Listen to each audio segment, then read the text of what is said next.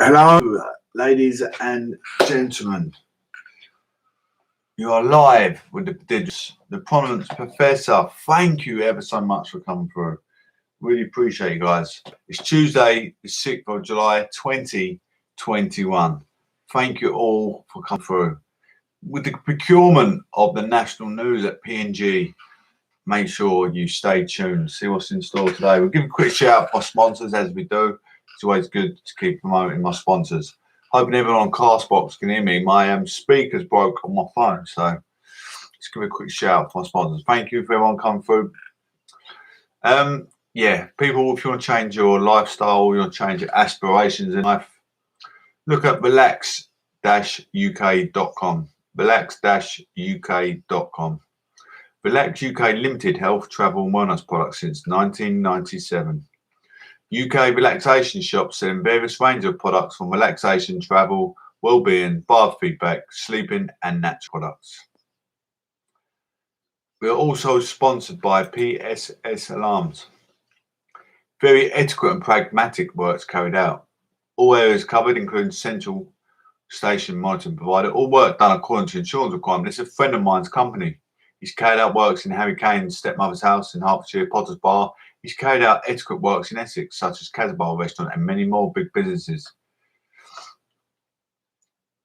Installation and maintenance of intrusion alarms, fire alarms, CCTV, all work guaranteed and certified to SSAIB standards. 24-hour call-out service. Can provide CCTV for pubs, clubs, restaurants, or new business setup. Secure your business. Secure your home. Your safety and priorities in your business are paramount, so think safety, think first. Secure your equity. Mention Professor Johnson for an extra discount. Get a pen at the ready. Take this number down. 07908 07908 216 142. 07908 216 142. 07908 216 142. Ask to speak to Tarek Khan. We're going to look at the road updates, what's going on in the UK roads. But I want to give you some advice. All drivers on all roads all over the world. Think safety, think first. Make sure your vehicle is MOT, taxed and insured. Making sure your MOT is updated. Check your PSI limits, making sure they're topped up to maximum level, your tyres. Making sure you got wear on your treads and not worn, and not bulged your tyres. You get pulled and get points. Check your engine oil, your water and coolant tank, make sure they're topped up to maximum level. Check for sufficient fuel on board before you plan off for destination, because if you're going on a 30-mile trip, you put 60 miles worth of whatever the gallon that is in gallons, and you get stuck in a road incident, road works, congestion, road closure, lane closed, all that ahead of you before you enter the road. That's only you thinking about your destination. All that's on the way to your destination, quite possibly, if you don't check your route, plan your route ahead.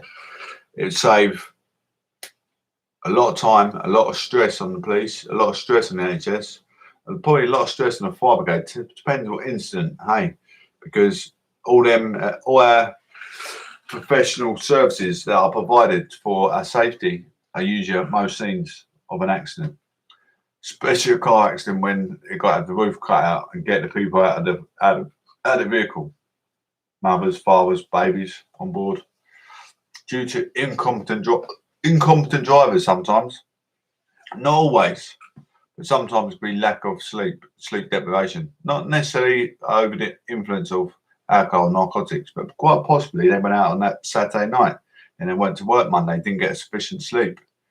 They're still sleep deprived because of their Saturday night antics, shenanigans, as they say. Anyway, yeah, check for speed cameras, further police, further police signs. Check your centre mirror, wing mirror before turning, acting in safe, sufficient directional choice, making sure no one's overtaking. Phone call there, I'm getting annoyed. That's not important. This is important. Anyway, That phone call could be very, very important, but to me, it's not important. Looking after you people is important. Anyway, incident near Northampton.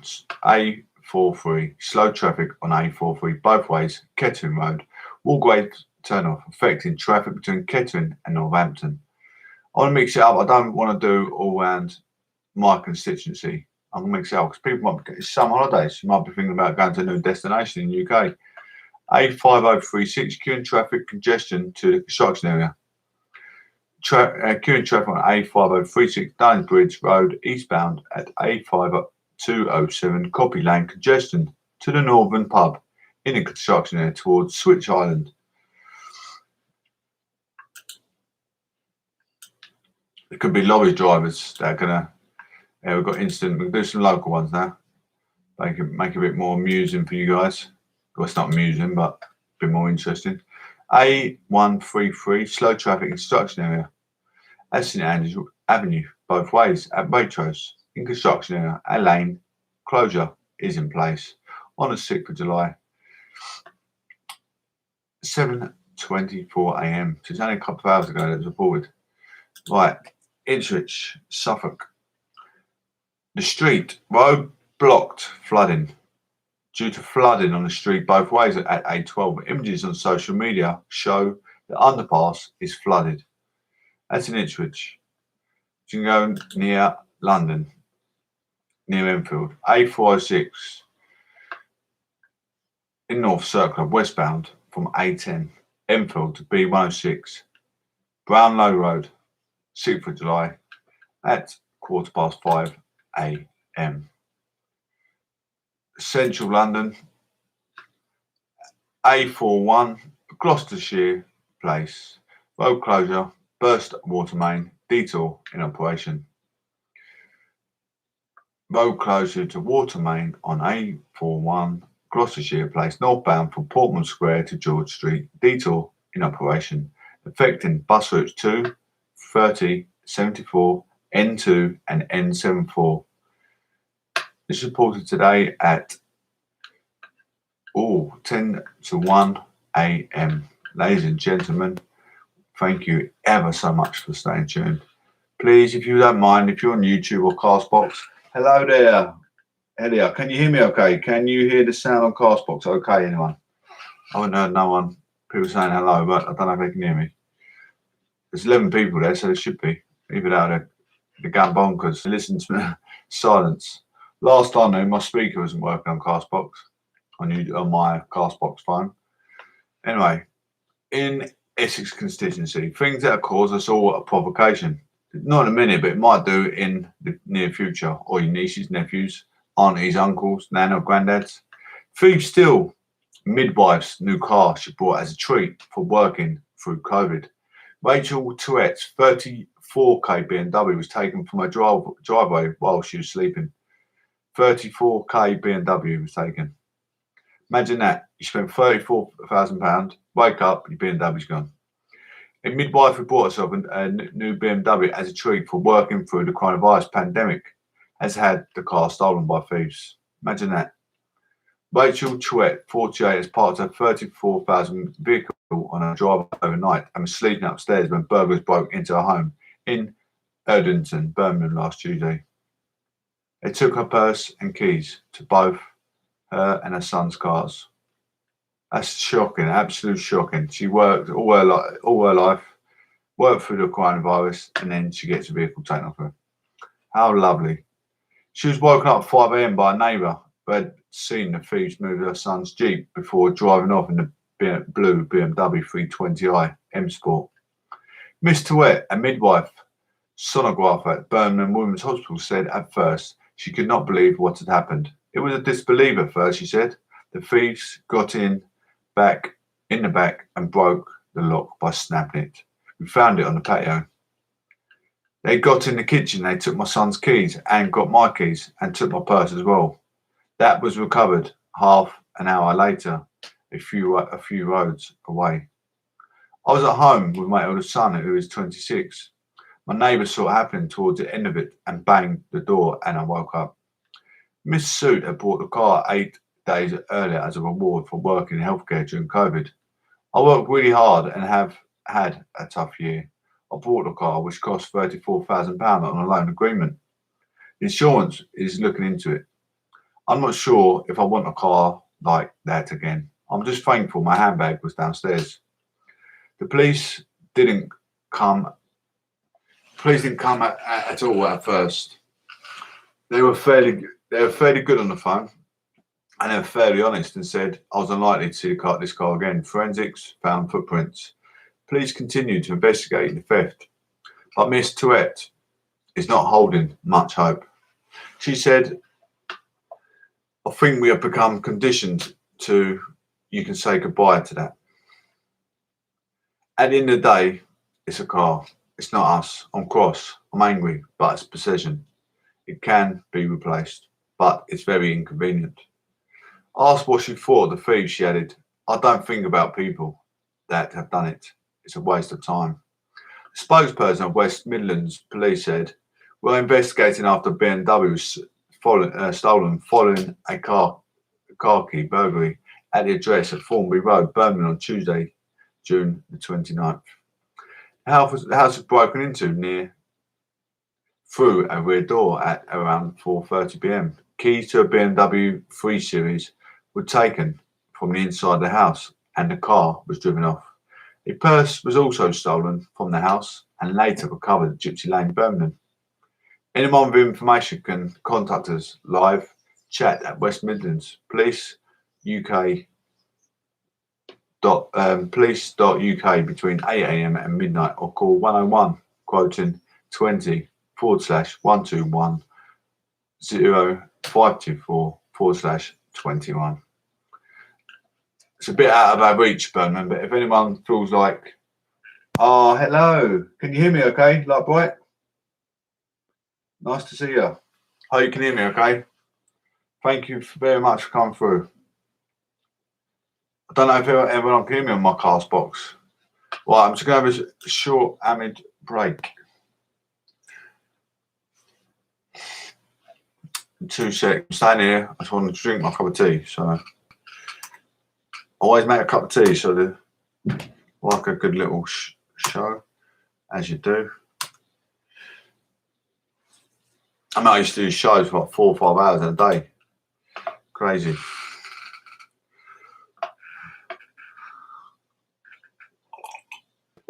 Absolutely crazy. Our favourite is on this morning, Mr. O'Brien.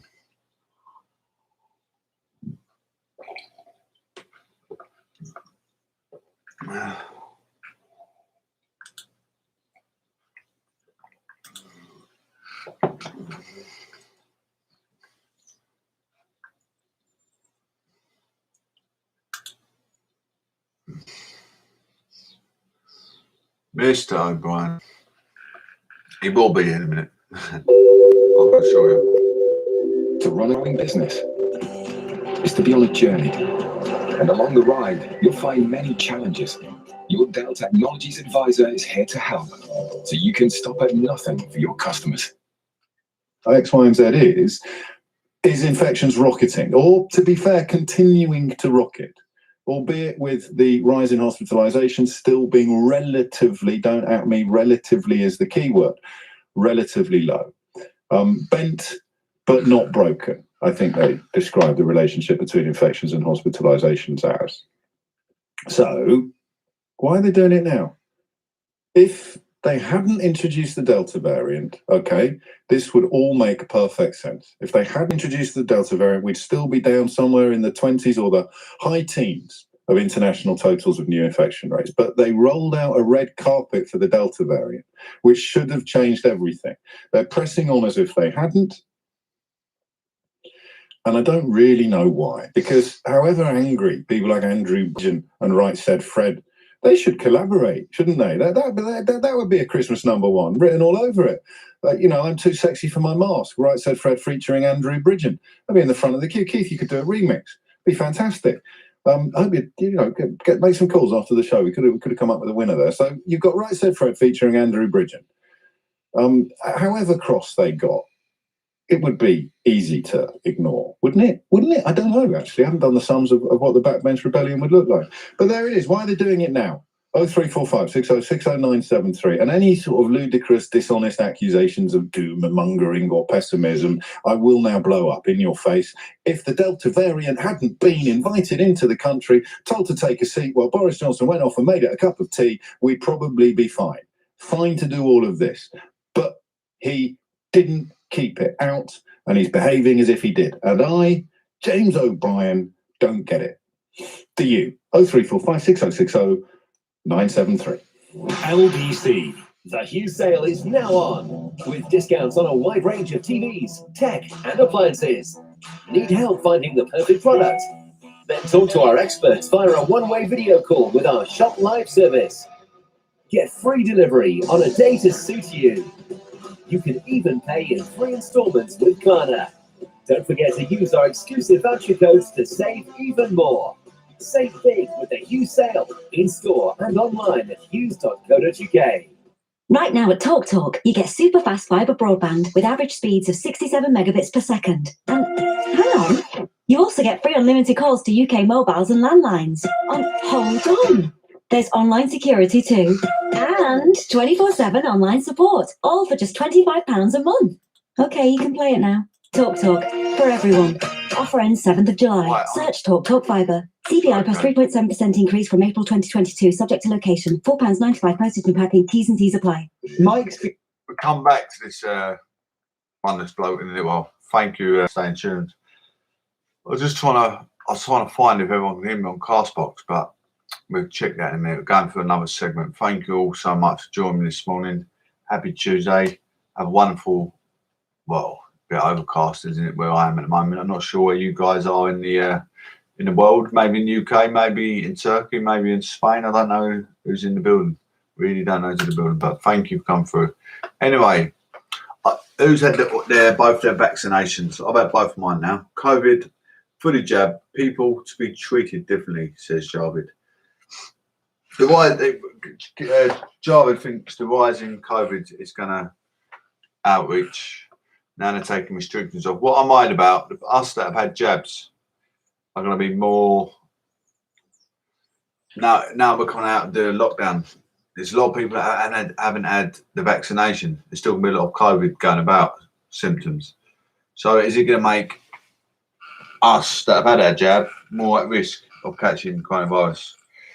That's the worrying thing, isn't it? It makes sense for people who have been fully vaccinated to be treated differently to those who are not. Health Secretary Javid has said he'll make an announcement later on self-isolation change in England for those who have had both COVID jabs. He also said daily cases could go as high as 100,000 when restrictions were fully lifted. And the government will give more details later on how it plans to relax rules for schools in England. Bubble system has led to large numbers of pupils being sent home if a single child has a positive test. That is absolutely correct. In uniform, that is correct, because Philip Morant School, there's been a few positive tests in their year 10 school. They shut the whole year 10 pupils down so the other kids can still go to school. So that is a true story. On Monday, the Prime Minister confirmed he intended to scrap most of the remaining restrictions in England on the 19th of July, including the laws on mask wearing and rules on social distancing. Mr. Javid told BBC Radio 4's Today programme he would expect case numbers by July 19th to be at least double what are now, so around 50,000 new cases a day. As we ease and go into summer, we expect to rise significantly, and they could go as high as 100 case numbers, he added. Well, if he's amounting that up, why are we going back to normality? That's ludicrous. Ludicrous. I'm reading it out, and these numbers are magnifying. Why would you then go, let's abolish, they go back to normal, we're going back, but this is what can happen. This is plan A, but plan B is going to more than likely happen. We're going to risk it anyway. That's like sending a thousand men into a World War II scenario, isn't it? You know, it's a minefield. If you walk across that minefield, lads, could possibly get home, but you could possibly lose your legs. And so the sergeant's going to say, yeah, we're going to risk it just in case we can get home. You're not going to do it, are you?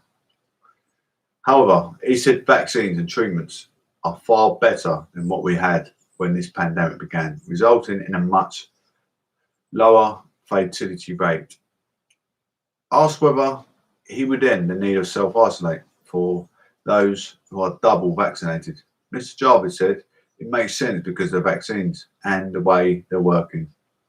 That the people that are double vaccinated are treated differently than the people that are not. And that it is what I'll be saying in Parliament today, he says. People identified as close contacts of confirmed COVID cases are currently required to self-isolate for up to 10 full days when contacted by NHS Test and Trace. Other changes announced on Monday include the planned reopening of nightclubs for the first time since the pandemic began, and end to all legal limits on the number of people can attend events, and the scrapping guidance to work from home. Mr. Javid said the UK was now entering uncharted territory and it moved to lift legal restrictions. But he said the decision has to be made because of other health problems facing millions of people who didn't receive treatment during the pandemic. Asked about whether he would keep wearing a mask, he said he would carry one for a foreseeable future and would wear one in a crowded, enclosed space. Added that he hoped others would do the same. Professor Neil Ferguson from Imperial College, whose modelling helped lead to the first nationwide restrictions, said, as restrictions eased, there was the potential for the UK to have a very large number of cases, 150,000 to 200,000 a day, which could still cause some pressure to the health system. However, he told Today BBC Radio 4's programme that although it was a slight gamble, he thought it was justifiable, adding, I'm reasonably optimistic. He said that in the worst case scenario, there may need to be a course of correction later. Labour politicians, as well as some doctors and trade unions, have expressed concern that lifting of the restrictions may be premature. Shadow Health Secretary Jonathan Ashworth said, although he was in favour of reopening our economy, he felt there was a need to maintain a legal requirement to continue wearing masks in shops and on public transport. He said it was peculiar to have a situation where more people would be getting on trains and buses while telling them they didn't have to wear a mask anymore. Scotland, Wales, Northern Ireland are in charge of their own coronavirus rules. The Scottish Government has said it may continue to require masks in certain settings, even after 9th of August, when it is hoped the final curbs will end. Ahead of review, 15th of July in Wales, ministers said people would need to learn to live with COVID. Rules in Northern Ireland have just eased, with another review due on the 8th of July. On Monday, a further 27,334 cases were reported across the UK, and another 9 deaths within 28 days of a positive test.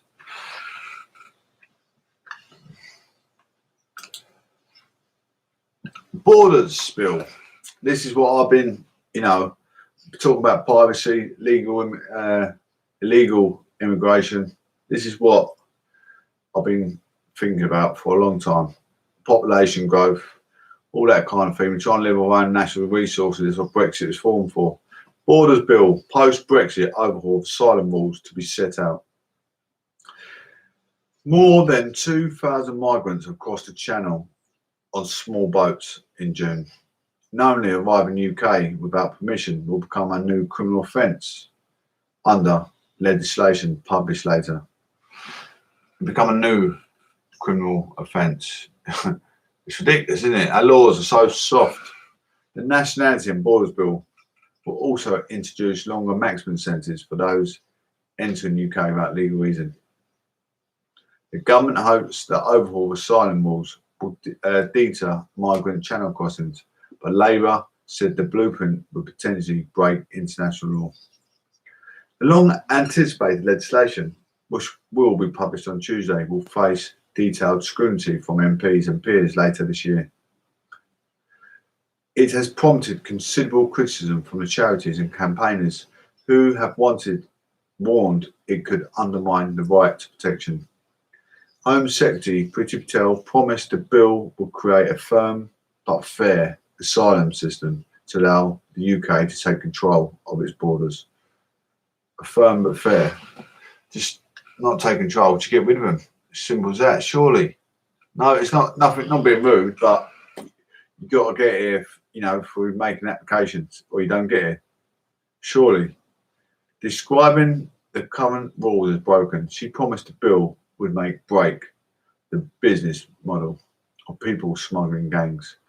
A record 6,000 people crossing this channel in small boats in the first 6 months of 2021, meaning last year's figure of 8,417 could soon be eclipsed over the summer. More than 36,000 people, including dependents, applied for asylum in the UK in 2020. About 10,000 were offered protection in the UK in the form of refuge status or other protections. Among a range of measures in the bill, it is expected to introduce a maximum life sentence for those convicted of people smuggling, new age assessments to identify adult migrants pretending to be children, a broader definition of entering the UK intended to make it easier to bring people intercepted in UK waters to be brought into the country to be prosecuted, a downgraded status for those asylum seekers the government fails to deport to a safe country. It is also expected to allow asylums claims to be prosecuted outside the UK, potentially paving the way for applications to be processed in the controversial offshore centres. However, making such centres a reality would require the UK to first negotiate processing agreements with other countries. The idea has already prompted a backlash from campaign groups and from charities, and would likely face illegal challenging on rights grounds. After Brexit, the UK left the EU's Dublin scheme, under which it could transfer asylum seekers who crossed Europe to EU states to have their applications processed there. The government had criticised the effectiveness of this scheme and showed to negotiate replacement agreements, but none have been established so far. Labour's Shadow Home Secretary Nick Thomas Simmons said the measures in the bill would not deal with the chaos created by the Conservatives since 2010. They don't deal with the fact the time taken to process claims has rocketed, or desperate people are still falling victim to criminal gangs, he said. He added that there remained a lack of meaningful proposals to deal with the rising number of people crossing the channel, whilst the proposals would reduce support for victims of human trafficking and potential break international law. Two-tier system. The Law Society of England and Wales warned the plans were likely to breach UK obligation under 1951 Refuge Convention.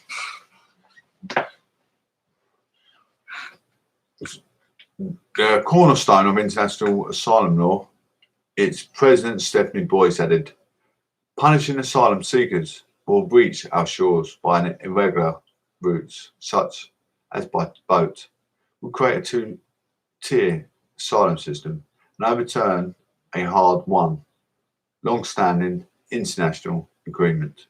The country's reputation for justice and fairness would be seriously damaged if they become law.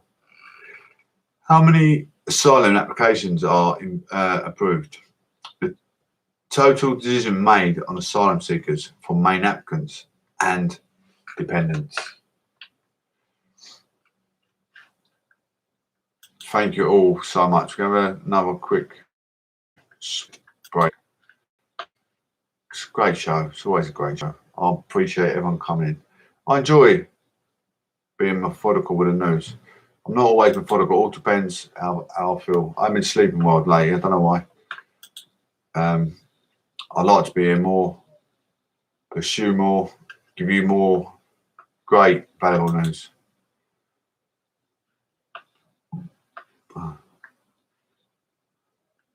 Thank you all so much. Appreciate it.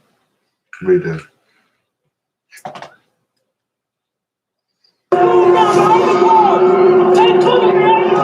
Okay, Bucky, it's a T4 series. I have a red, a blue, and a green. Roger that, Jack. Downloading the manual. Oh, that's a big boy file. Need to delete some wedding photos to manage that. You need to what? Which one? What the hell is going on? Just give me 2 seconds. We don't have 2 seconds. Which one? Make sure you can trust your Mac. Leave my Mac X. Academic year. For current years 10 to 12, our summer school courses are an excellent mix of learning and fun. A one-to-one format is also available throughout the year with Justin Craig's private tuition. With over 40 years experience, Justin Craig has helped more than 100,000 students. Visit justincraig.ac.uk. Choice of brands, range of products, availability of stock. Getting what you need for any decorating or DIY project you've got on means having a supplier you can trust. That's why your local Leyland SDM is always well worth a look. With thousands of products for all kinds of professions and projects, plus expert advice on hand, we're open every day. To find what you need, find your local store or shop online at leylandsdm.co.uk. Leyland SDM. James O'Brien on LBC. Call 0345 6060 973. And not for the first time, one wonders how we look from elsewhere. The Washington Post reporting on last night's announcement from the Prime Minister, sort of almost an air, and I'm just as susceptible as you are to sometimes seeing what I want to see and hearing what I want to hear, but there is almost an air of incredulity. America has not covered itself in glory by any stretch of the imagination during this period, and of course state-by-state comparisons are valid there as well in a way that they're not here. I would remind you, though, that if you're looking at a state where it's really hot, which means that people haven't been gathering indoors, and comparing it to countries where it's not really hot, which means that people have been gathering indoors, then questions of mask wearing become a little more complicated, perhaps, than some of the coverage allows.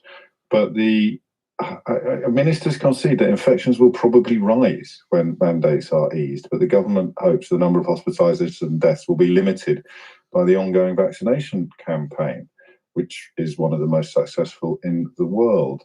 And that's the bit that's confusing, isn't it? We are definitely going to increase infection rates because that is the right thing to do. Chris Whitty warns the country could see 50,000 new cases a day in 2 weeks' time. And yet they are introducing policies which will make that worse. And I just want you to tell me why you think that is, with the constant caveat that if the Delta variant hadn't been so warmly welcomed into the country by Boris Johnson, then it's highly likely that none of these proposals and policy changes would look problematical. Highly, highly likely. That's the point. So I know there's an attempt, and maybe this is the answer to the question. There is some sort of attempt, perhaps afoot, to turn it into another bloody culture war. No such thing as a culture war. There's just nonsense and provocation. But maybe we're all supposed to be rowing about masks now. People will start kicking off in supermarkets. We'll all be rowing about that instead of looking at the numbers or looking at the figures or counting the infections. I don't know. Maybe it is a massive distraction tactic. Wouldn't be the first time. But any accusations of undue pessimism or doom mongering, I think, are diffused by the simple observation that if the Delta variant hadn't been ushered into this country, then we would probably feel fine with all of the things that are now happening. But it was. So why are they doing it? Some of you are suggesting they won't. I don't know whether this is true or not, but I think he knows the car crash is coming, but he doesn't want to tarnish his populist image.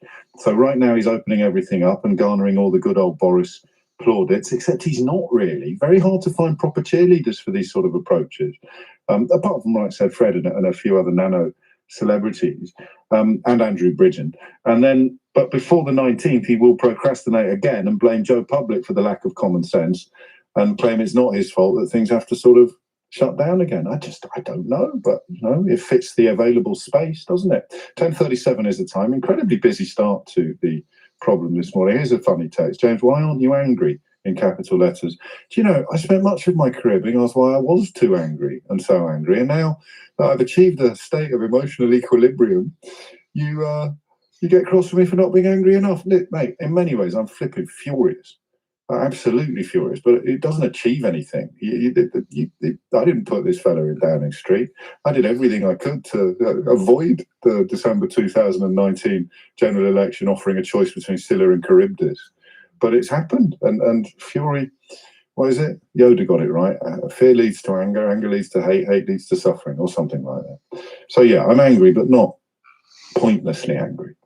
But I do have some phone lines free. There's 2 empty now. So 0345 606 0973. If you've been trying and failing to get through, stop texting me to complain and hit redial instead. Nick's in Harpenden. Nick, what made you pick up the phone? Well, really, it was listening to Whitty and Valence, Yes. Boris Johnson, and now Sajid Javid saying that we're going to rely on common sense for masks. Now, my wife has got blood cancer, and she's on drugs that leave her immunosuppressed. Yes.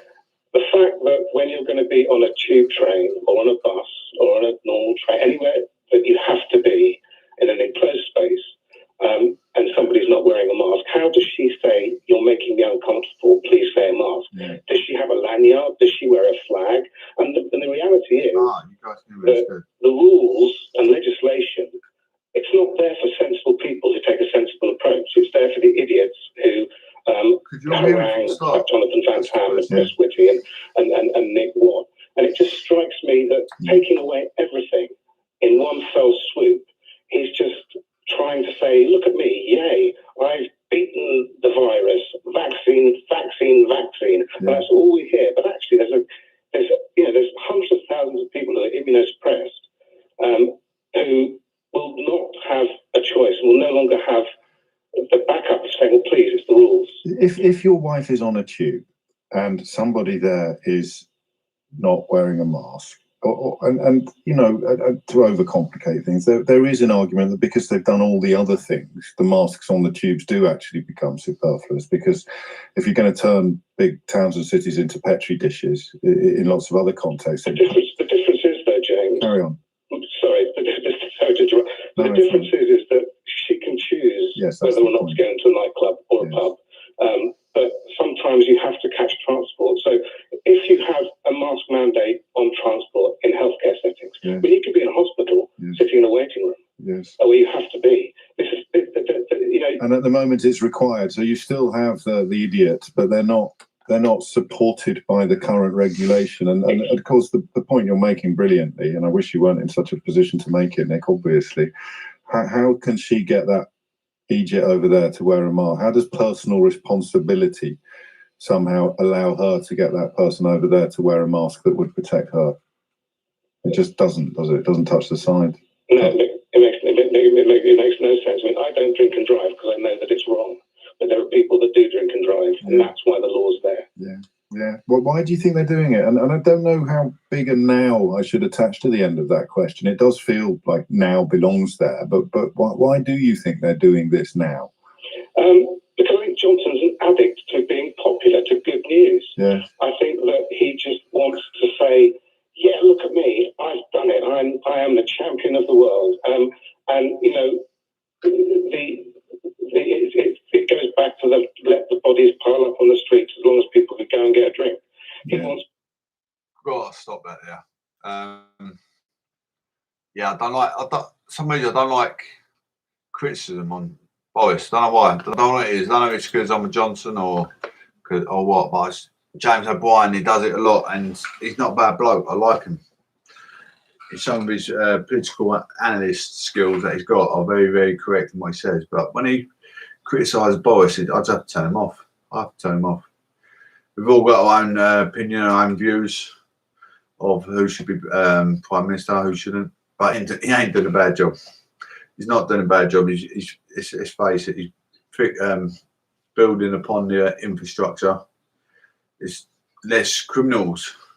I know it's also knife crime or whatever, but the way everything's been policed, the way everyone's been kept to keep social distancing, surely all the criminals this last few years have been down very minimal, very, very minimal.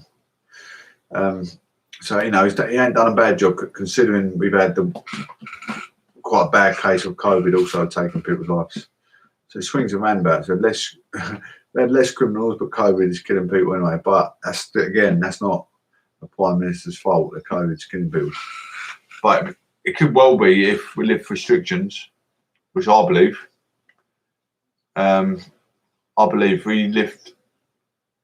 If we lift the restrictions like everyone keeps banging on about, everyone wants, is so adamant about going back to normal, which we all have been. I mean, everyone has been. They've been criticising left, right, and centre what the government are doing. But really, if you're in that position, just reading what I was just reading out then, knowing that there could be 100,000 more casualties through COVID, but yet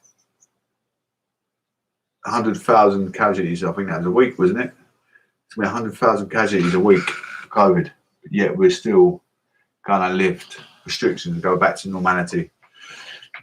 To me, that doesn't take Captain Hindsight to think, let's not lift the restrictions, let's stay safe, let's keep everyone safe. But it's not down to one person, one competent person to go, look, it takes a whole of the government and it has to pass legislation which can take anything up to I think it's about 2 months minimal, I think, to pass any legislation through the Parliament. And that's without all the criticism banging on about and all the Parliament being harpooned by the public. As we know, bonfire night got set alight, didn't it? Because of the things they set up for the safety of people. People don't like it and they start going on campaigns. They start campaigning in city centres outside Parliament, causing mayhem. So you try and, you pull one straw and you come short of a straw because everyone else is going against you. Pull one straw to be safe. Sorry about that, I was just reading something. Anyway, moving on, ladies and gents.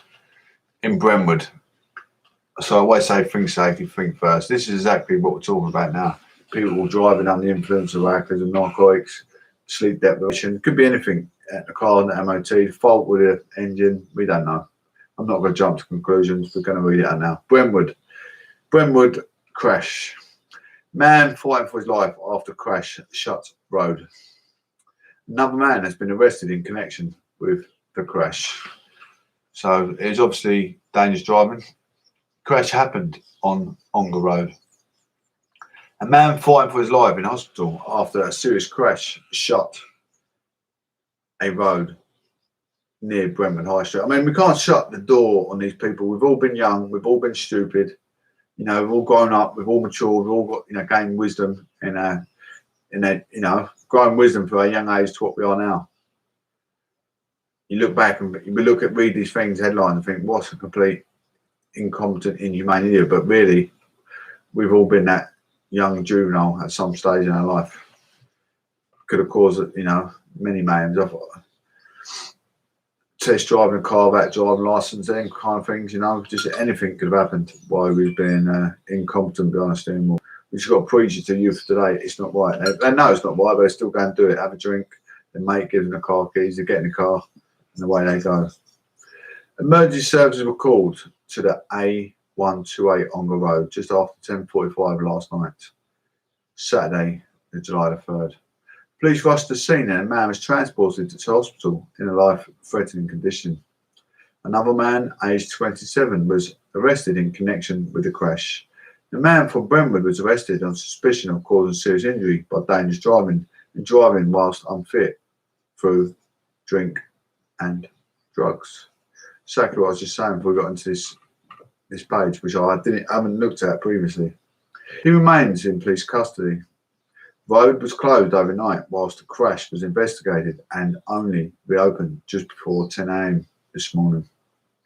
Essex police are now urging anyone with any information on the crash to come forward. This is why it's good to share the news, to find the procurement of these idiots could have taken someone's life. You know, that could, like I said, it could have been me or you at a young age, but don't protect the offender, because even if we as offenders and harm someone's life, we deserve punishment. Same as these offenders, they deserve the punishment. If you believe you witnessed a crash, have any dash cam, mobile phone or CCTV footage, you should contact the force. You can do so by calling 101, sitting instant 1568 of yesterday, July the 3rd. Alternatively, you can submit a report on www.essex.police.uk or use the live chat button to speak to an online operator between 7 AM and 11 PM. If you want to give information anonymously, you can do so at Crime Stoppers online or call in 0800 555 111. Anyone else listening, I want to give you a bit of an update. I was on the bus the other day. I've had a bus accident. And I'm one of those people. Customer is always right. Customer on a bus is always right. With all the drivers on the bus service. On a train, you get on the train, you've got plenty of time to sit down, unless the train, the button's bleeping on the doors of the train to shut. Then you hold on to dear life. But on a bus, the driver knows who gets on, he knows who gets off. And he knows it takes a few minutes or a minute at least. You've got to give each passenger a minute to get on. What bugs me is they sit in a bus stop. They wait for people getting on, they'll rush and put their foot down to get off at a bus stop. They get a bus stop with no people and they sit there for about 3 minutes. They sit at a bus stop for about 3 minutes. I think I'm in a rush to get down. Why couldn't he wait for a minute while I sat down in my seat before he pulled off all the other bus stops and all the other people that have been trying to get on the bus? So they rush straight off. As soon as you put your ticket in or pay for your ticket or put your bus card in, he's not thinking about you going to sit down. He's thinking about pulling off. Well, I was going up the stairs on double decker because I don't like sitting downstairs if I'm going long distance, to keep away social distancing, and I like to be near a window upstairs. So, yeah, I was going up the stairs, thinking about taking my seat. As I got to the second from top step, the bus driver pulled off. I got weak fingers. I got weak hands. I can't hold on very well on the rails. As strong as I look, but my hands are weak and very, very feeble. Very, very weak. I couldn't hold on. I fell over, smacked my nose, done my back, bent all my fingers back. The other day, I was popping over to see my mum and dad. I went back road to mum and dad. And the old lady got on. She's just been to the hospital. Had thinners at the hospital. And she's going to sit down on a chair. Exactly the same thing. As she went to sit down, the bus driver pulled off. She fell over and lost about a pint of blood out of her leg. Why can drivers just not let people sit down before they have to emerge onto the road? I really don't know.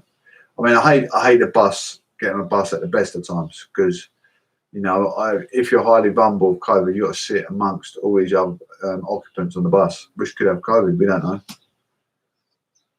Not only have you got to sit on the bus with an incompetent driver, he wouldn't drive his car without his wife and his children being fastened in his seatbelt. So at least let the passengers sit down in their seat is my argument. So I'll give, anyway, I've got this instant number where you can make a claim against bus drivers, which they deserve to be prosecuted. If they're not going to be letting people on there, they need to know. Someone needs to let them know that they're... Someone like myself needs to let them know. Passengers need to be able to sit down. Imagine if that's your granddad fell over, broke his hip or broke his neck because of a driver. You'd be angry. You'd be very, very angry. And that's what I thought. I know I'm going to go through this crap. I felt bad. I hate, you know, I'm not one of those people that you try and dabble my way out of life. Easy money. But I'm competent enough. I deserve a foot in the right direction. I sit here day in, day out, giving people news that you need to know. Because if it happened to your nan or granddad, I've got kids. I start thinking not just about myself, my kids. I've got nothing for. I've got stuff for my kids. I've got stuff for my kids, but I'd like to have a bit more. You know, make sure my kids are comfortable when I pass away. Same as any father. They do what they can do to get by to support their kids. And exactly what I'm trying to do. Make a name for myself, get my name out there as best as I can, and get the support the best I can. I'll do any which way possible. At the end of the day, I used to get my head punched in for a living, and I had half brain damage. I'm still here today, fighting against a system that should have been supporting me from day one. Anyway, COVID-19. I'm not getting supported, just so you know, but that's what I'm trying to do. COVID-19, new rules for schools in England to be set out. England schools will find out later how the government plans to enact rules that led to large numbers of pupils being sent home if a single child has a positive COVID test. Last week, the bubble system saw more than 375,000 children sent home. It has meant missed days of lessons for thousands of pupils and frustration for parents juggling work and childcare. The announcement will come amid a backlash to government plans to ditch rules of wearing of face masks. Labour, trade unions and some scientists have said now is not the time to change the rules on masks, and cases numbers continue to rise rapidly, driven by the new, more infectious Delta variant. Meanwhile, Health Secretary Sergeant Javid said he would make an announcement to MPs later on self-isolation changes for those who have been fully vaccinated. He told BBC Breakfast, "We will have no more proportionate system of tests.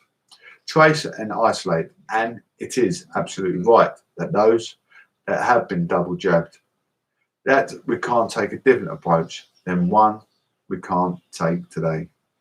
He said the UK was now entering an uncharted territory as it had moved to lift legal restrictions aimed at controlling the spread of coronavirus. But he said the decision had to be made because of our health problems millions of people were facing. At the Downing Street press conference on Monday, Boris Johnson confirmed he intended to scrap the laws on mask wearing and social distancing in the final stage of the England COVID lockdown roadmap on 19th of July. The date will be confirmed on 12th of July after review of the latest data. Other changes announced on Monday include the planned reopening of nightclubs for the first time since the pandemic began, and end to all legal limits of the number of people who can attend events, and scrapping of guidance to work from home. On schools, Mr Johnson said Education Secretary Gavin Wilson would outline a move away from sending bubbles home and contact isolation for pupils so as to greatly reduce the impact on schools of COVID outbreaks. And obviously the way forward is the testing rather than by sending the bubbles home, he added. There has been widespread concern that thousands of pupils are missing from school unnecessarily. Last month, the number sent home from school from COVID-related reasons quadrupled, but only about 4% were confirmed cases, with most pupils sent home because of potential contact at school. Mr Wilson is expected to say changes will come into effect on the 19th of July, alongside the lifting of other COVID restrictions. Prime Minister's message on Monday was it was now or never to lift restrictions. He said the success of the vaccine rollout had weakened the link between cases and deaths. If we don't go ahead now, when we've clearly done so much with the vaccination program to break the link, when would we go ahead? He added, we run the risk of either opening up a very difficult time when the virus has an advantage in the cold months, or again puts everything off to next year. On Monday, a further 27,334 cases were reported across the UK, and another 9 deaths within 28 days of a positive test. In a sombre warning, Mr Johnson warned cases was predicted to rise 50,000 a day later this month, and more people would die. Professor Neil Ferguson from Imperial College, whose modelling led to the first nationwide restriction, said there was a potential for the UK to have a very large number of cases, 150,000 to 200 a day, which could still cause some pressure to the health system. However, he told BBC Radio 4 Today programme that although it was a slight gamble, he thought it was justifiable, adding, "I'm reasonably optimistic." He said, in a worst case scenario, there would be a course correction later. Labour politicians, as well as some doctors and trade unions, have expressed concern lifting restrictions and may be premature. Labour leader Sir Keir Starmer said the government's plan was reckless and urged a more balanced approach to keep protections in place. He suggested the compulsory use of masks in enclosed spaces on the public transport. Greater Manchester man Andy Burnham, who is opposed to lifting of the face covering rule, said that while he had the power to continue to make them mandatory on Manchester tram network, he would not do so, as I just see how we could be able to enforce it. A mayor of London, Sadiq Khan, had said discussions were planned between Transport for London, the Department for Transport and other transport providers before we decide our next steps. Trade Union Unite, which represents tens of thousands of public transport workers, said it would be an act of gross negligence by the government to end the requirement to wear face mask covering the public transport in 2 weeks. I'll definitely be wearing my mask on public transport. Dr. Natalie McDermott, an infectious disease expert at King's College London, said that now was not the right time to lift restrictions. If we give the virus a foothold now by removing restrictions, we're probably just setting ourselves up for a bigger problem in autumn. She said BBC's Newsnight, "We'd be waiting until all of our adult population and possibly some of our younger population or children and young people are fully immunised before we reduce our restrictions." Speaking alongside Mr Johnson on Monday, England's Chief Medical Officer, Professor Chris Whitty, warned this coming winter may be very difficult for NHS. Chief Scientific Advisor Sir Patrick Vallance said the links between cases, hospital admission and death had been weakened, not broken, by vaccines. Let's listen to Sir Keir Starmer, see what he's got to say. If you've got nothing good to say, don't say it all, Mr. Sir Keir Starmer. Now we're going to have a listen. He's not a normal gentleman. He's done his lifting all protection. He's done more than his study. In one go.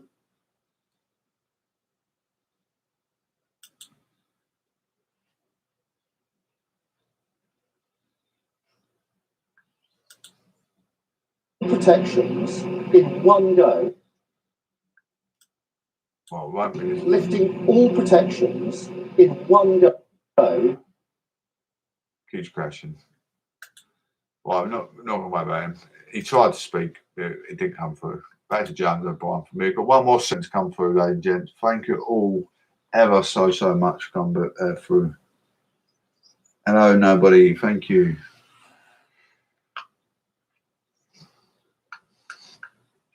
News at 11 with proclamation. 10 to 11 show with proclamation. You can't beat it, can you? Yes, no one can do it like we do it, like we do it, like we do it. Cause no one can do it like we do it, like we do it, like we do it. Alleged sexual offences at a hospital stroke unit.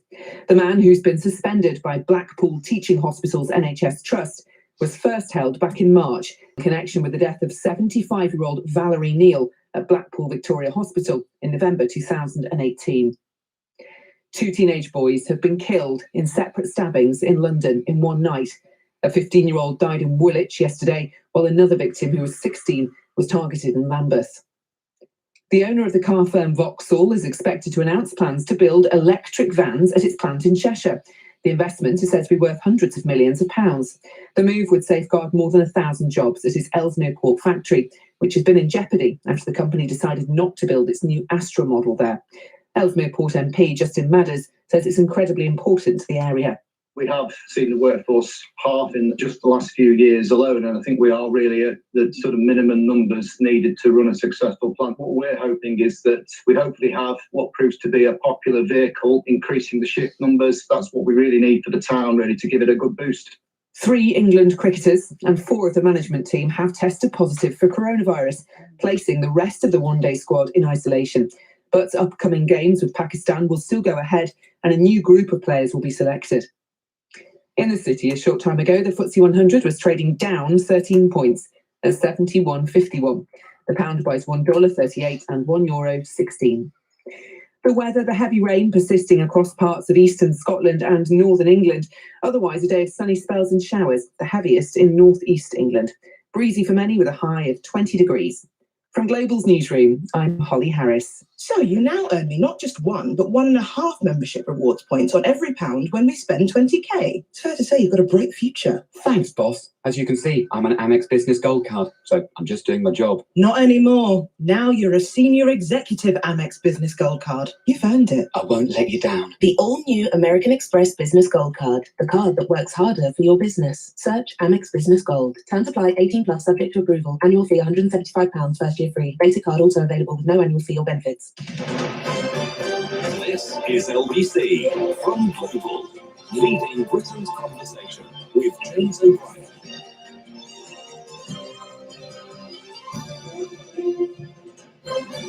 Three minutes after 11 is the time. A couple of stories, non-COVID stories that I might like to talk about. I have a real soft spot for conversations about tipping. There is a developing tale involving a very successful chef, a Michelin-starred chef, and all sorts of accusations and allegations about how his kitchens were run. Obviously, I have to steer a little bit clear of some of them for legal reasons. But the accusation that the owners of a restaurant took thousands of tips, about thousands of pounds in tips, doesn't appear to have been denied, although the company concerned has stated that they have changed the way that it works now.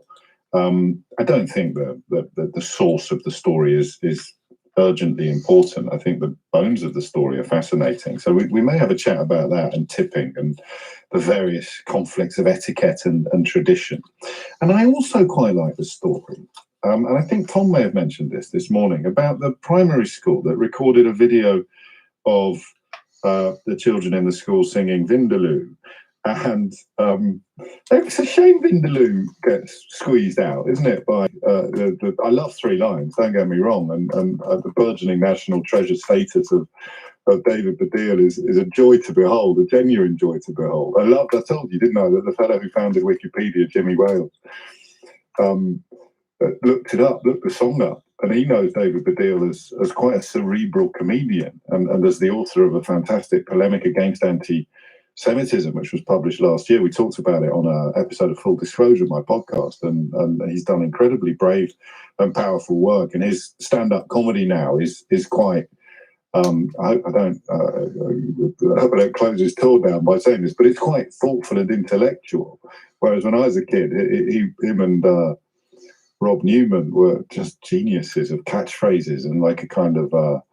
Well, anyway, I digress. So Jimmy Wales looked up the song on presumably on Wikipedia, actually, come to think of it, because he could hear everybody singing it, and he's an American guy, so some gaps in his knowledge of popular culture, and he couldn't quite believe it was the same David Baddiel, the same bloke. So I love Three Lions, but Vindaloo's fun. It's quite fun, and some kids have recorded themselves singing it. It was Keith Allen, wasn't it, and Alex James and people like that, and there's been an outcry. There's been and that's the problem, is that I read it in the newspaper and I'm told there's been an outcry, and then I read the article, and really it's just people getting very, very angry online, and inevitably the word woke appears in it. And then you read one troll branded the celebrating children a sea of aggressive white faces.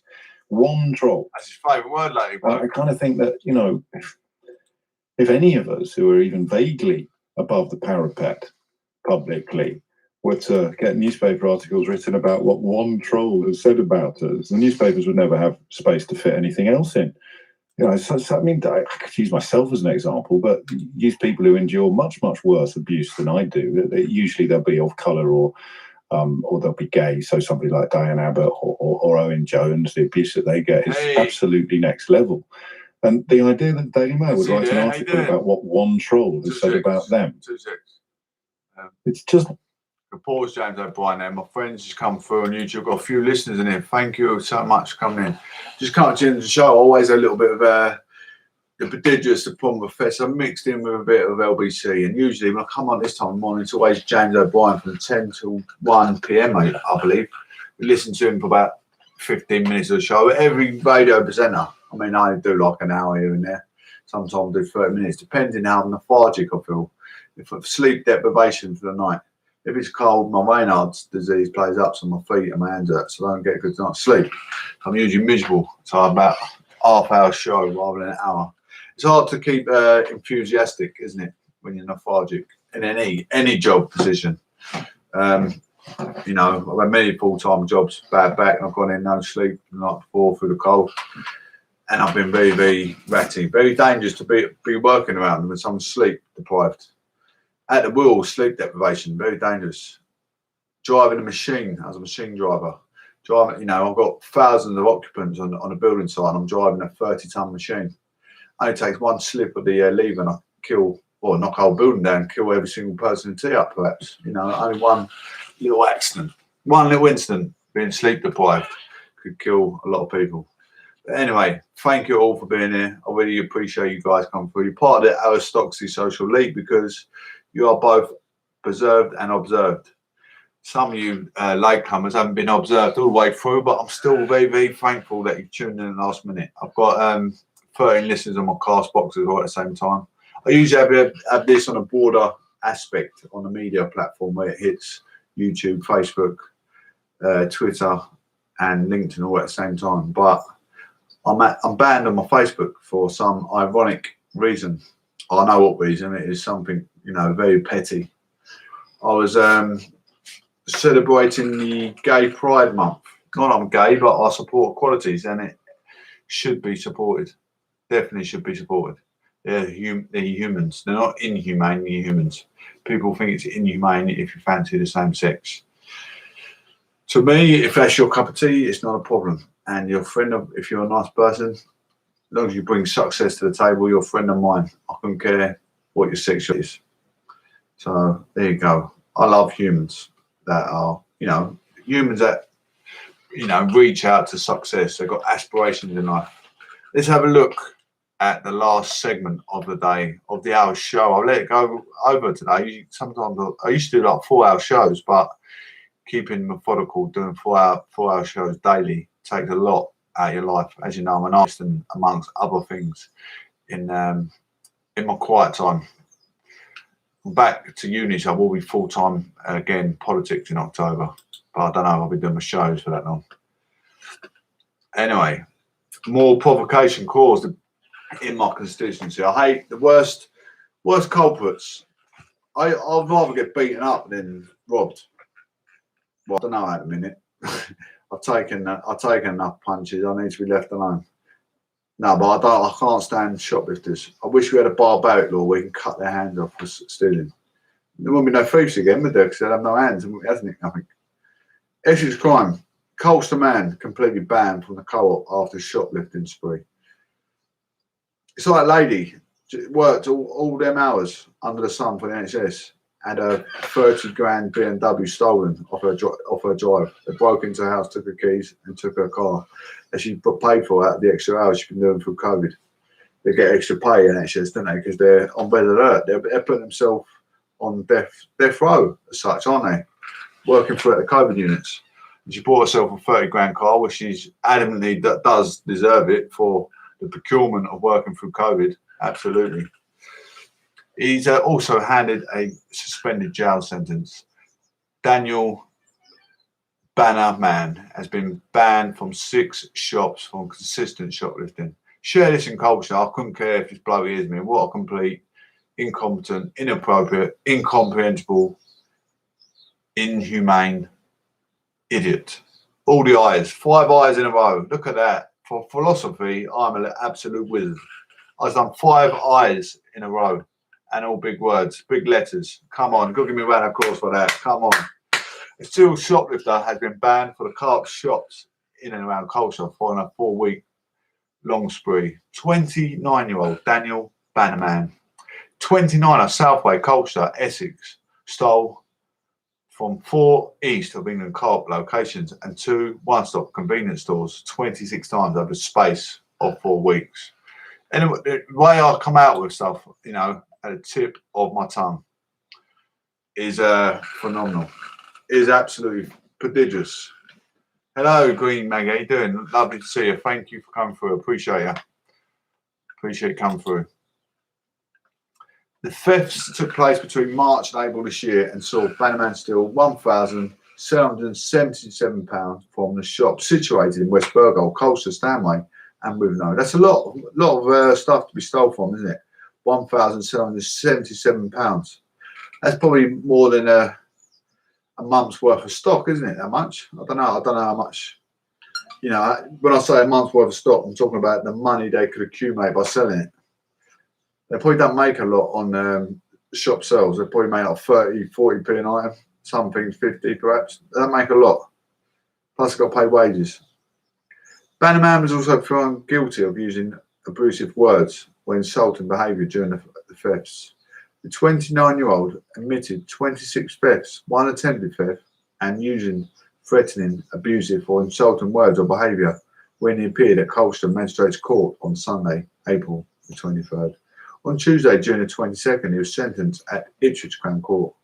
Bannerman was handed an 8-month jail term, suspended 18 months, and ordered to complete 120 hours of unpaid work as well as drugs rehabilitation. He was also banned for entering the 4 co-op stores in Wimpole Road and Old Heath Road, Colchester, the Avenue in Withenow, and Pear Tree Road in Stanway. One thing I've never been all my life is a thief. PC Alex Plaque Tenecchio said the court heard Bannerman had stolen items found from his drugs habit. The sentence issued by the court will not only protect shops against him, but also give him the opportunity to receive help to address reasons for his offending. Shoplifting is not a victimless crime because it has big impact on businesses and ultimately customers. Our businesses crimes team is working closely with retailers and hospitality businesses to protect them from prolific offenders. And I encourage any business owner who has been a victim of crime to please tell us. We can investigate. A spokesman for the East of England Co-op said, the partnership with Essex Police, we have worked hard to detain the individual and prepare the necessary investigation. Our long-time standing effective partnership with Essex Police, especially the business crime team, continues to allow us to protect our colleagues and stores with outcomes for those committing offences being notable. So this is when you realise what the police are doing day in, day out. Not only attending road scenes that I give day in, day out. Mr. Tony Adrian, how you doing, buddy? Nice to see you come through. Thank you all for coming through. Lovely to see your comments. When you come through, guys, always leave comments. I know you're here. It's lovely to see some same faces come through the door. It's nice, lovely, wonderful, absolutely splendid, marvellous. When I do a show methodically and there's no one here, I still keep encouraged to do more than I did yet. Do more for God than I did yesterday. And tomorrow I'll do more for God than I did today. I always try and come back again and do it again. It's just I've been methodical for 3 years of YouTube. I'm not going to give my YouTube up. Soon when I get back to normality, when all my publications open up, we're going to have like 40, 50 people in the room, all commenting. This is just a slow process. Slow process. I started off with 0 subscribers. I haven't gone above and beyond and paid for any subscribers. I've now got, just through consistency, I've got 203 subscribers for 3 years. A lot of these big producers on YouTube, like BBC, all the top radio presenters, I'm starting off Proclamation News and Gatherings, and I believe that Proclamation News and Gatherings will be an outstanding platform where loads of people want to come to. But I'm trying not to pay for subscribers, but all the big networkers pay They've got the money. They've got the fund for the government to pay for all their subscribers. They've got untold of followers. They've got like 8 million subscribers. If I had the money back in to fund my platform, we'd have a few 100,000 followers. You know, you start off small, grow big. You look at that freestyle rap artist Mac. Harry Mack, how he started off just on Omegle. He's got his Omegle account linked up through to his YouTube, which I could do but I do a politics type thing like that. I mean, mate, but I want to get a few people on board that might want to talk about things that are bothering their family. Maybe their kids going to school, and the how they've been shutting the schools down through COVID. How it's been frustrating for you as a father or mother.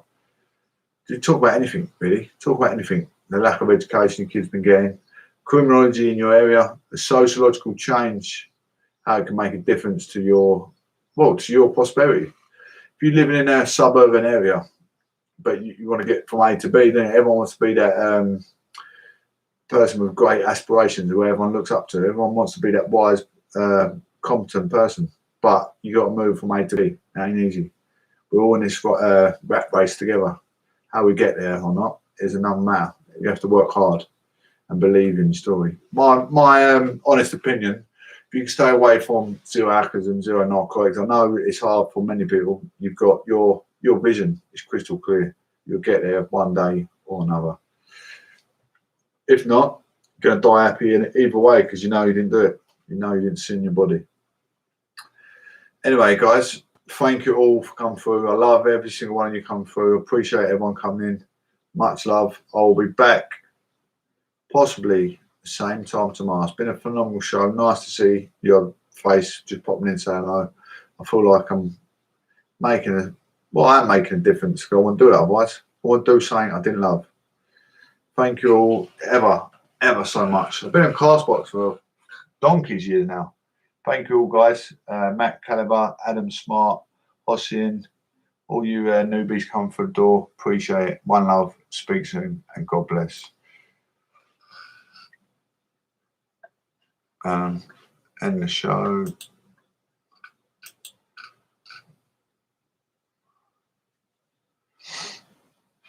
Oh, sorry.